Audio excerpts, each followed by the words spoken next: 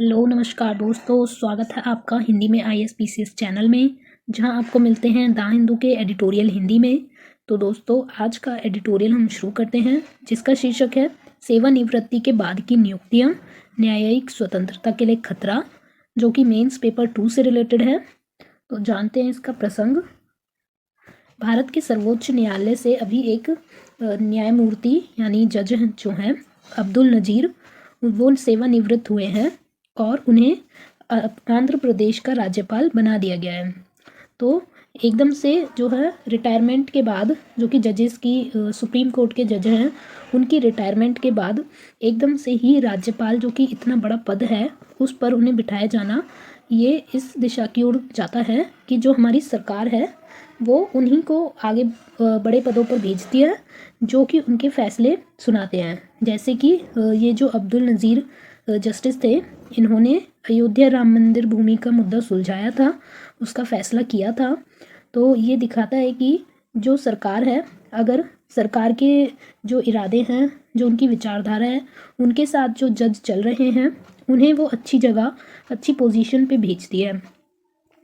तो ये एक गाजर और छड़ी नीति, यानी कि ये एक फ्रेज़ है, एक कोट है कि गाजर दिखा के, यानी लालच देकर सरकार जो अपना काम करवा रही है, यानी छड़ी नीति, इसे एक कोट की तरह आप ले सकते हैं। तो 2014 में जो वर्तमान सरकार है, उसके कार्यकाल में वह सर्वोच्च न्यायालय के तीसरे न्यायाधीश हैं। मतलब जो बीजेपी की सरकार रही है 2014 से, उसमें ये जो अब्दुल नज़ीर हैं, ये ऐसे तीसरे जज हैं जिन्हें रिटायरमेंट के बाद एकदम हाई प्रोफाइल की राजनीतिक नियुक्ति प्रदान की गई है। तो इससे पहले 2 न्यायमूर्ति और थे, जैसे जिसमें कि पी सदाशिवम हैं, जिन्हें केरल का राज्यपाल नियुक्त किया गया, और दूसरे रंजन पी गोगोई, जिन्हें राज्यसभा के सदस्य बनाया गया। तो ये जो सारी नियुक्तियां हैं वो सरकार की मंशा की ओर जाती हैं, जिससे हमें पता चलता है कि अगर जो न्यायपालिका है वो सरकार की नीतियों की तरफ अपने निर्णय देती है, तो उन्हें अच्छी पोजीशन पे भेजाया जाएगा, वरना उन्हें ऐसा कोई पोजीशन नहीं दी जाएगी। तो एक तरीके से ये जो है भ्रष्टाचार को बढ़ाता है, और जो चाटुकारिता की संस्कृति है उसको बढ़ाता है। तो इसका जो है ऐसा नहीं होना चाहिए, क्योंकि न्यायपालिका जो है उस पर जनता का सबसे ज़्यादा भरोसा होता है, और वो पूरे मतलब जो पॉलिटिक्स है उसमें सबसे ज़्यादा महत्वपूर्ण भूमिका न्यायपालिका निभाती है, क्योंकि जो हमारे जो अधिकार होते हैं, फंडामेंटल राइट्स जो होते हैं, वो केवल न्यायपालिका ही सुरक्षित करती है। उसके खिलाफ अगर हमारा हनन होता है मौलिक अधिकारों का, तो हम न्यायपालिका जाते हैं। तो इसलिए न्यायपालिका जो है वो बहुत ही ज़्यादा इम्पॉर्टेंट एक इंस्टीट्यूशन है, जिसमें इस तरीके का भ्रष्टाचार होना बहुत ही अपमानजनक है। तो न्यायपालिका पर जो एक कुठाराघात किया जा रहा है, उससे जानते हैं। एक राज्यपाल जो है उसका पद काफ़ी ज़्यादा महत्वपूर्ण होता है, और थोड़ा जो राज्यपाल है उसका पद औपचारिक ज़्यादा होता है। तो ये एक कहा जा सकता है कि राजनीतिक नियुक्ति की गई है, और ये एक रणनीतिक मिशन की तरह चलाया जा रहा है। तो न्यायपालिका को जो है कार्यपालिका अपने एक तरीके से अंडर में ले रही है, यानी कि उसे अपने अनुकूल चला रही है। तो ये एक बहुत बड़ी चीज़ है।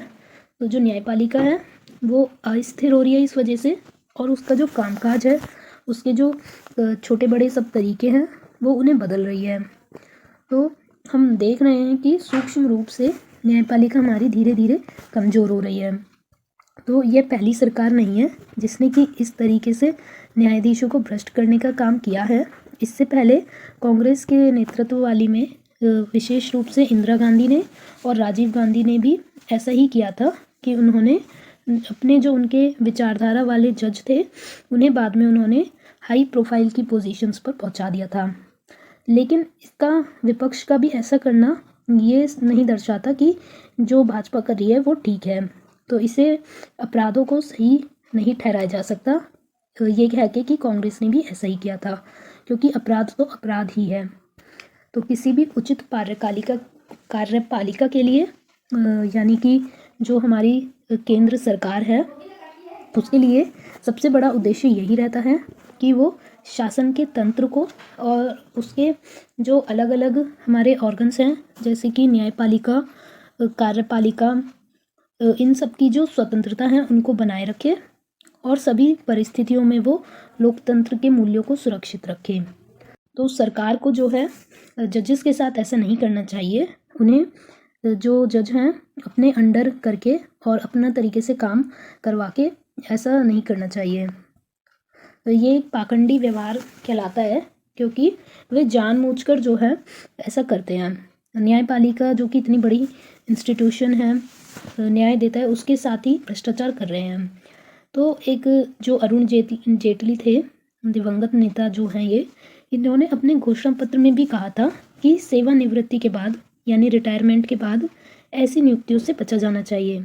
यानी कि जब कोई जज रिटायर हो जाता है तो उसे इस टाइप की हाई प्रोफाइल पोजीशंस पर नहीं बैठना चाहिए, उसे रिटायरमेंट के बाद ऐसा कुछ नहीं करना है। तो इस तरह की जो नियुक्तियां हैं वो न्यायाधीशों को प्रेरित करती हैं ताकि वो सरकार की तरफ बोलें।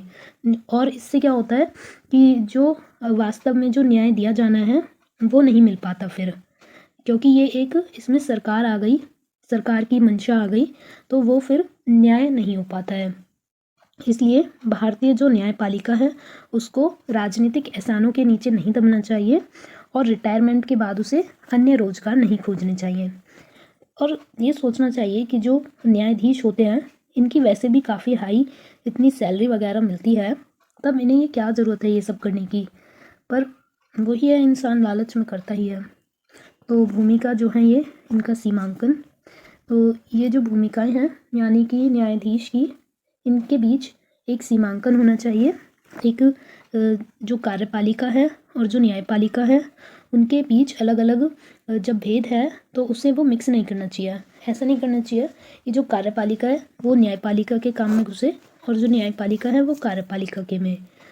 तो जो जस्टिस गोगोई थे उन्होंने राज्यसभा में भी अपनी नियुक्ति होने के बाद भी ये घोषणा की थी कि उनका इरादा न्यायपालिका और विधायिका के बीच की जो खाई है उसे पाटने का है।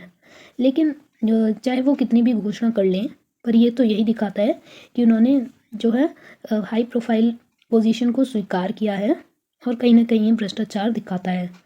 लेकिन उनकी जो उपस्थिति है वो संसदीय मामलों में सार्वजनिक भागीदारी की नहीं बताई जाती है। तो इसी तरह एक जज थे सदाशिवम, जिन्होंने कहा था कि वो राज्यपाल के रूप में लोगों की सेवा करना चाहते हैं, लेकिन अगर उन्हें लोगों की सेवा सच में करनी ही है तो वो और भी पद देख सकते हैं। उनके जो और पद हैं उसके हिसाब से भी वो लोगों की सेवा कर सकते हैं।